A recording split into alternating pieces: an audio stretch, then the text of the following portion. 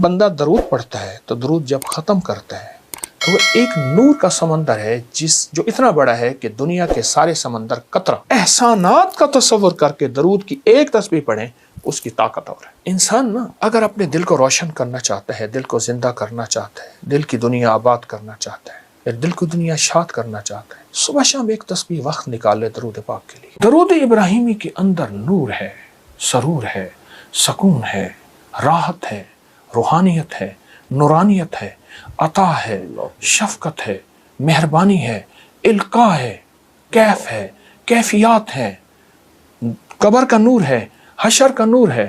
عجیب بات بتاؤ، ہمیں قبر میں جب بندہ جائے گا تو سارے چھوڑ جائیں گے، بھائی نہ تو کام آئے گا، نہ کوئی فرزند، عرصہ نہیں کھل جائے گا جب آنکھ ہوئی بند، وہ کام کرو جس سے خدا ہوئے رضامند، ہوشیار کے ہونا ہے تمہیں خاک کا پیوند۔ اللہ یوم یفر المرء من اخیہ و امہ و ابی و صاحبتہ و بنی، کوئی کام نہیں آئے گا۔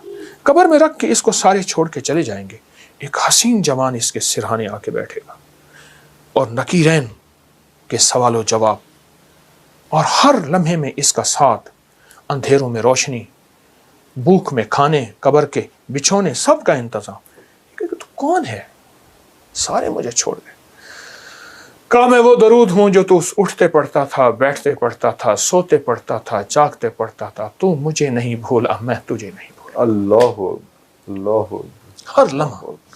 اجازت ہو ایک اور چیز بتاؤ؟ جی جی جی علامہ جلال الدین سیوطی رحمۃ اللہ علیہ نے ایک بات لکھی ہے، فرمایا کہ ایک فرشتہ ہے، اس کے اتنے پر ہیں جتنی ساری مخلوق، آسمانوں کی، زمینوں کی، زمین کے نیچے، آسمان کے اوپر، آسمان کے نیچے، سمندر کے نیچے، اربوں خربوں خربوں خربوں مخلوق ہے، اس کے اتنے پر ہیں۔ جب فرمایا بندہ درود پڑھتا ہے تو درود جب ختم کرتا ہے تو وہ ایک نور کا سمندر ہے جو اتنا بڑا ہے کہ دنیا کے سارے سمندر قطرہ اللہ کے علم میں ہے، اس سمندر میں ڈبکی لگاتا ہے۔ جب باہر نکلتا ہے تو پروں کو جھاڑتا ہے، ہر پر سے قطرے گرتے ہیں، ہر قطرے سے فرشتہ بنتا ہے، اور ہر فرشتہ قیامت تک اس کی طرف سے درود پڑھتا رہے گا۔ اللہ اکبر اللہ اکبر، اس ایک درود کے صدقے۔ یہ میرے کملی والے کے احسانات ہیں۔ اس لیے میرے شیخ فرماتے تھے درود پاک پڑھتے ہوئے میرے آقا کے احسانات کا استحضار ہو کے خیال، اماں کا احسان، باپ کا، معاشرے کا، محسن کا، لیکن جو کملی والے کا احسان ہے وہ کسی کا نہیں ہے۔ احسانات کا تصور کر کے درود کی ایک تسبیح پڑھیں، اس کی طاقت اور ہے۔ اللہ تو اور کیا کیا اس کی برکات ہیں؟ تو درود شریف سے تو آپ نے اتنا ایسا سما باندھ دیا کہ میں چاہ نہیں رہا کہ آپ اس پہ ابھی یہاں پہ رکیں۔ یہ تو اور کیا کیا اس کے کرامات ہیں درود شریف؟ اللہ انسان نا اگر اپنے دل کو روشن کرنا چاہتا ہے، دل کو زندہ کرنا چاہتا ہے، دل کی دنیا آباد کرنا چاہتا ہے، دل کو دنیا شاد کرنا چاہتا ہے، صبح شام ایک تسبیح وقت نکال لے درود پاک کے لیے۔ ضروری وقت نکال لے، اور درود پاک کو توجہ سے پڑھے۔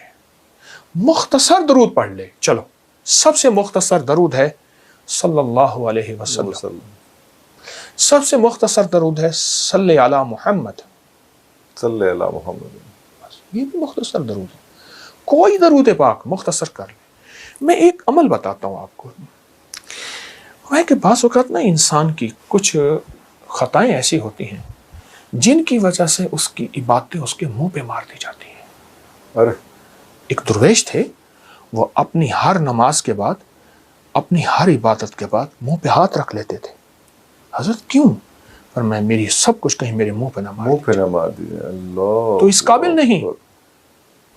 لیکن عجیب بات بتاؤں، درود پاک کوئی بندہ دکھاوے، ریاکاری، بناوٹ، سجاوٹ، دھوکے کے لیے پڑھے، اللہ کہتا ہے میں پھر بھی قبول کروں۔ ہر عبادت کے لیے اخلاص ضروری ہے، اخلاص ضروری، مخلص ہونا۔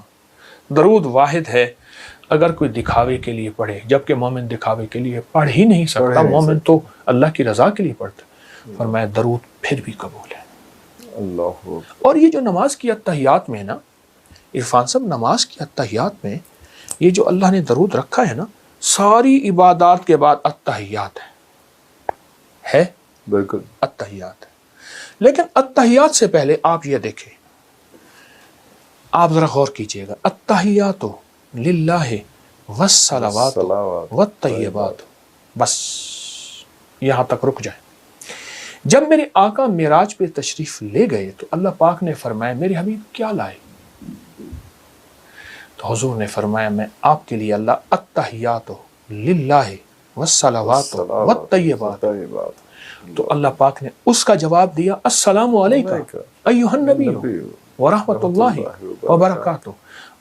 اگلا بھی عجیب سوال جواب دیا، اللہ پاک نے عجیب عطا فرمائی، کیا؟ قیامت تک کے لیے آپ جیسے مجھ جیسے ضعیفوں اور کمزوروں کے لیے بھی اللہ نے ایک عطا کر دی، السلام علینا وعلی عباد اللہ الصالحین۔ اے میرے حبیب آپ جب جائیں گے نا، آپ کی غلامی کرنے والوں کے لیے بھی میرے سلام ہے۔ سلام، اللہ اکبر۔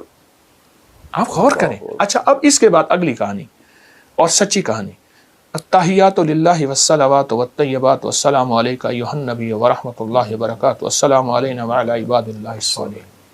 ٹھیک، اس کے بعد اشہد اللہ پڑھ کے سارا کچھ پڑھنے کے بعد پھر آپ درود پڑھتے ہیں، اور درود آخر میں پڑھتے ہیں۔ یہ اس بات کی بنیاد ہے کہ ساری عبادتوں پہ قبولیت کی مہر لگتی ہے، اللہ، اور وہ میرے آقا کملی والی کی نسبت کے بغیر نہیں لگ سکتی، نسبت مصطفیٰ چوکٹ مصطفیٰ کے بغیر نہیں لگ سکتی۔ اللہ اللہ۔ اچھا حضرت جی، کچھ ایسے بھی جب لاسٹ ٹائم ہم نے پروگرام کیا تھا تو اس میں کچھ لوگوں کا کہا تھا کہ بات کریں، تاکہ بہت لوگ چاہتے ہیں کہ آپ سے بات کرنا چاہیں، تو ہم نے ایک ویب سائٹ بنائی تھی، ایک ساتھ ایک میسیجز کا ایک سسٹم شروع کیا تھا، اس میں بہت سارے لوگوں نے میسیج کیے۔ ایکیومولیٹو جو ہے کچھ 4 5 6 سوال ہیں جو اگر آپ کی اجازت ہو تو میں آپ سے پوچھ لیتا ہوں، کیونکہ زیادہ مسائل ایک ہی طرح کے۔ ایک تو یہ ہے کہ تسبیح خود سے آپ کی جو ابکری کی جو آپ کی ویب سائٹ ہے وہاں پہ بہت سارے آپ کے بیان ہیں، سارا کچھ ہے، تسبیحات ہیں، تو خود سے کوئی تسبیح مجھے لگ رہا ہے کہ یہ مسئلہ میرا ہے، اور وہاں سے چوز کریں اور چوز کر کے پڑھنا شروع کر دیں، اور ایک وقت میں 3 4 5 تسبیحات کرنے شروع کر دیں، تو کیا یہ مناسب رہے گا؟ خود ہی سے اپنا علاج تجویز کر کے خود ہی سے اس کی پریکٹس شروع کر دیں؟ ابکری کی ویب سائٹ پہ علاج تجویز کردہ ہوتا ہے، اس لیے ہر بندہ پڑھ سکتا ہے، ہر بندہ پڑھ سکتا ہے، تجویز کردہ ہوتا ہے، اس کی تعداد بھی، اس کے عدد بھی، اور پھر کوشش یہ ہے میری ابکری کی سائٹ پر ہر عمل قرآن و سنت اور اولیاء اکابر بڑوں کی نسبتوں کے ساتھ ہو، اس لیے ہر عمل کا حوالہ بھی ہے ہمارے پاس، ثبوت بھی ہے، تو وہ بندہ پڑھ سکتا ہے، اور انشاءاللہ وہ تو پوچھنے والے ہیں کروڑوں لاکھوں فیض پا رہے ہیں اور بے بہا فیض پا رہے ہیں۔ کیوں؟ ایک بات حقیقت ہے، وہی کا فیض قیامت تک رہے گا، قرآن بھی وہی اور فرمان مصطفیٰ بھی وہی، قیامت تک فیض رہے گا اور رہنا چاہیے۔